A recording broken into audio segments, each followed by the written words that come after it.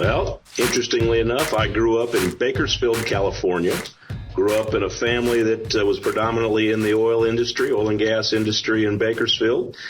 Spent my first, 18 years there before going off to college.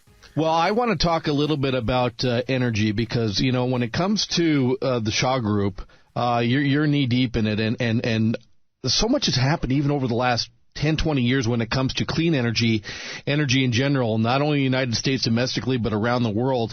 But as I was taking a look at your fantastic and really cool resume, energy has been a big part of your life, and you just mentioned about Bakersfield, the oil industry. My dad used to work in that area with Ralph M. Parsons, so I know a little bit about that area and back in the 70s and the 80s when that was a really big deal. But tell me about all the different things before we get to Shaw Group, about what you did in this industry and just moving around and learning about what you did over the years. Fantastic. I spent coming up on 40 years now in the energy industry, in and around the energy industry. And I started my career in the independent power side of this. I started with the oil and gas companies, and we started developing independent power plants to basically serve our needs both electrically as well as thermal energy, kind of the cogen industry that grew up in the 1980s. Started my career then and ended up developing power plants around the world for probably the next 30 years. And that grew into commodity trading as well as pipelines and basic energy infrastructure that was necessary to kind of serve the global markets. All right, well, let's talk about the Shaw Group, and maybe just to educate our listeners that'll be introduced for the first time with you as president and CEO. And I think if I am doing my math correctly, you're coming up on a 3-year anniversary here pretty soon if you're not already there yet. But as president and CEO, what exactly is the Shaw Group? Well, the Shaw Group is a pipe and module fabrication business. So our clients are construction companies, large engineering procurement construction companies that use our materials that we fabricate for them in the construction of everything from renewable energy, petrochemical, chemical, straight oil and gas, water, wastewater, pharmaceutical, food and beverage, anything that uses pipe.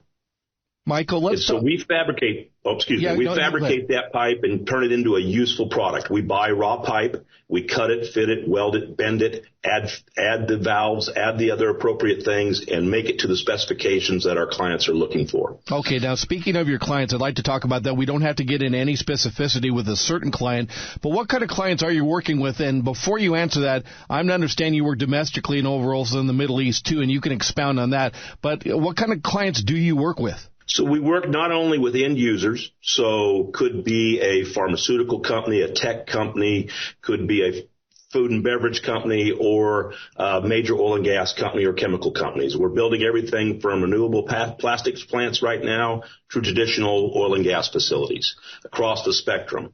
And our clientele predominantly are the engineering, procurement, and construction firms globally.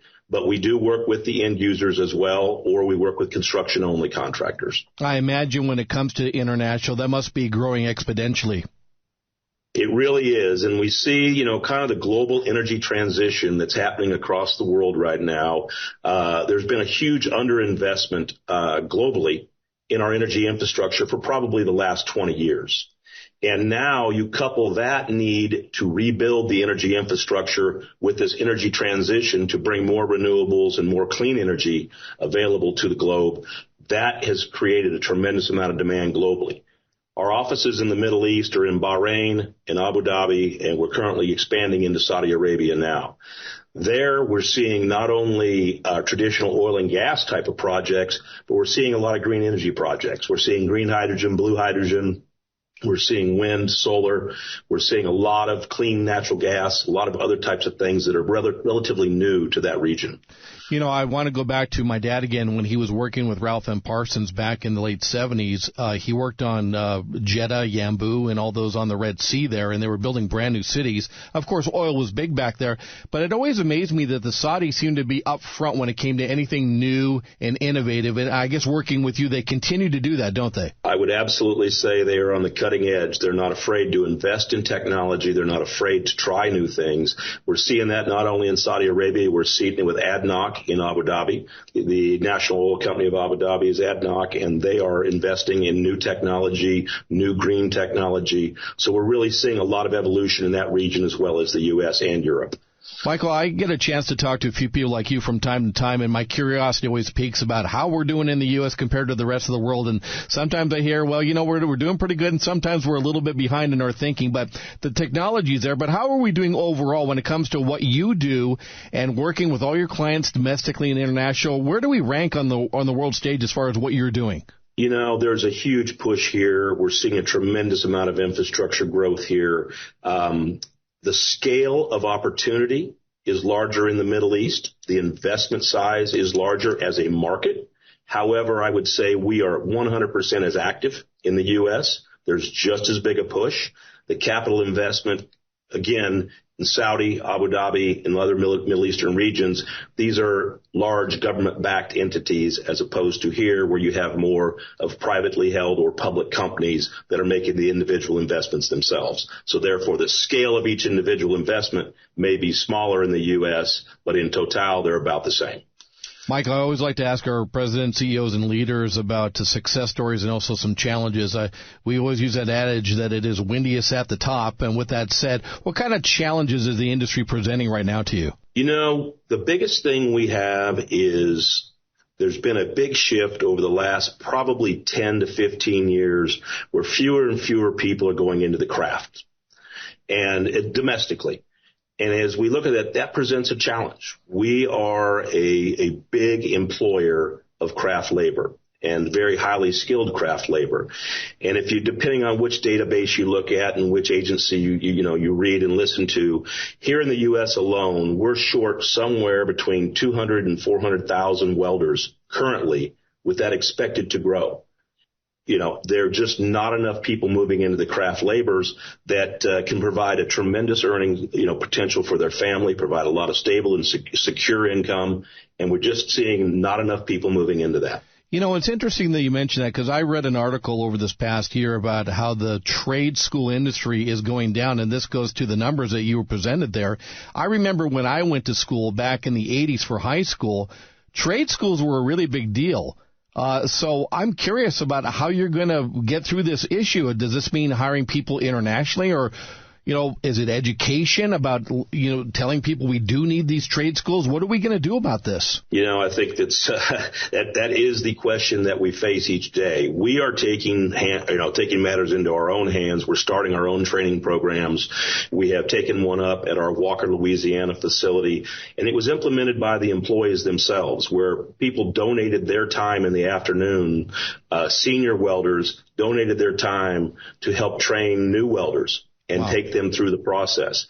And very proudly, we just graduated 9 folks out of that program, and all 9 of them passed their welding certification on their first attempt. That's absolutely huge. And it was really done. It really is. And so that's a small piece of what we can achieve, but we've got to continue to grow that, and we've got to work with the local trade schools. One of the things we're doing is we're going to offer a scholarship program to our current employees and their families, and try to get folks into these technical schools and bring their technical competence up, learn these trades so we can perpetrate what we do into the future. And folks, there's a recurring theme when we talk to presidents and CEOs. It's about getting creative, and that's what Michael and his team are doing right now to get those welders trained up and ready to go.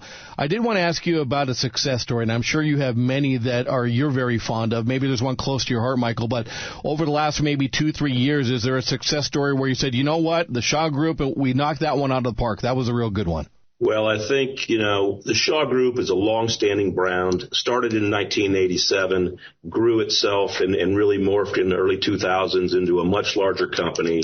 My partners and I had the pleasure of buying the business back in 2020 and starting kind of over.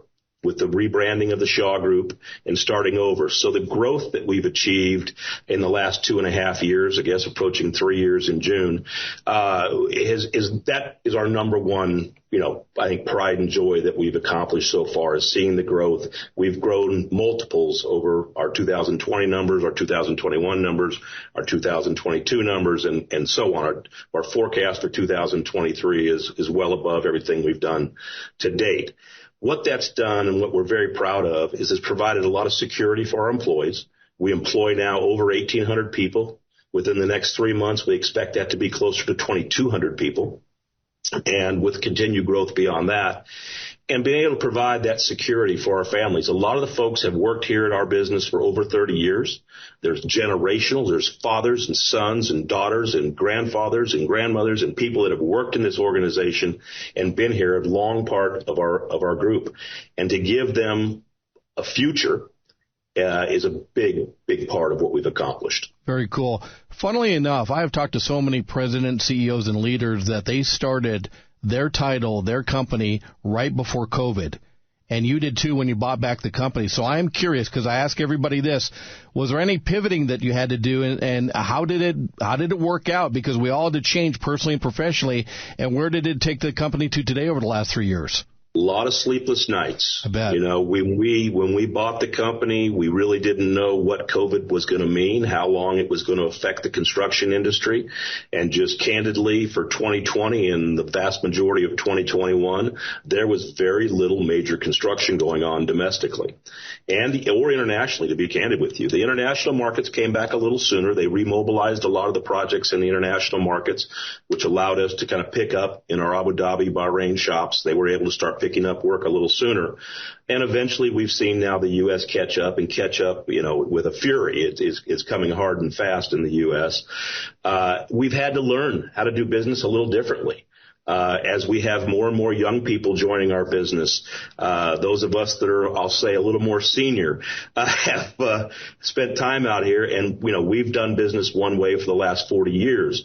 Young people joining the business today have a different mentality, a different approach to things, and bringing the best of both of those worlds together. And I think COVID, literally the little things like working from home and that type of stuff was a real adaptation for some of us, and so we found a happy medium in that. I've also talked to our leaders about this, that the ones that did survive it, they actually came out better and smarter. Would you agree? I would absolutely say, without question, we've adapted to our marketplace, and we're getting better every day. All right, well said. I did want to ask you about the future, and everybody's always wondering about what's next, whether it's your phone, whether it's clean energy, whether it's renewables, anything out there. And I know as a leader, you're always thinking about that, and you're educating yourself with the smart engineers and the people that you work with on your team. With all that said, for the layman audience, including myself, what can we look forward to in the next 5, 10, 20 years when it comes to what you do? It's interesting. Our business has been what I call a bricks and mortar business for many, many years, has not lent itself to a lot of technology innovation. Shaw has always been, for the last 30 years, has been a leader in welding technology growth and expansion into new things and finding ways to automate or better ways to do it. We are making a major investment in our company this year to automate a lot of the processes that we do. And initially people think, automation, you're going to replace jobs. No, just the opposite. We're going to automate more of the mundane processes that we do and let our welders do highly skilled work. Let them do. And what we anticipate this doing is creating a tremendous more demand for what is we do, the fabrication of pipe and modules, and allowing our craft force to get more specialized and work on the very specific things that we cannot automate. So we're investing heavily in automation, not only within welding technology, but automation of behind the scenes. How do we estimate better? How do we use AI to do better jobs of estimating? How can we automate processes? How can we transform the way we do things? So we're investing heavily both in intellectual capital as well as physical properties and automation within our facilities. Outstanding. So the future is bright. I did want to ask you a little bit, Michael, about philanthropic and charity stuff. I know that you're very busy. I know your team's very busy. But when you get a chance to do anything charity-wise, whether it's personally or with the Shaw Group, what are you into? So I will tell you that the Shaw Group, we have a tremendous presence in each one of the communities we work in. And I'm very proud to say our shops are heavily involved in those communities, and that the employees themselves get heavily involved. They do fundraisers, and they support the local baseball teams, the local FFA, you name it. They get heavily involved in that. And we try at Shaw to match or participate in anything that the employee base comes up with. And then corporately, we do participate in a lot of different events. We are a major sponsor of a United Way golf tournament every year. We participate in a lot of our customers' events. Our customers are big, the big major oil companies, a lot of those folks, they sponsor large events each year, and we make sure that we have a major presence at those and support them throughout that. Outstanding. Michael, as we wrap up our conversation, if there was one takeaway for our listeners that had just been introduced to the Shaw Group today as they hear this conversation, what would that takeaway be that you would want to leave them with? I heard a great statistic today from our head of estimating. 83% of the work we receive today is repeat customers. And that's a big deal to us. We want to serve our customers well. We want to continue to innovate, continue to work with our customers, and give them what they want. So I think the major takeaway is we're trying to change the way our industry has worked for years. We're trying to change the way our industry is perceived, and we're trying to be a great partner with our customers. Outstanding and well said. Michael, if anybody wants any more information or maybe even look at a career or anything else and they want to learn about the Shaw Group, how do they do that?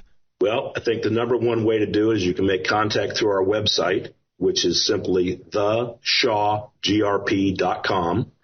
Or please feel free to reach out to any of us. LinkedIn's a great way to reach us. We have a lot of ads on LinkedIn as well as other social media sites that I'm not familiar with, but I do know LinkedIn is one that we do a lot of advertising on.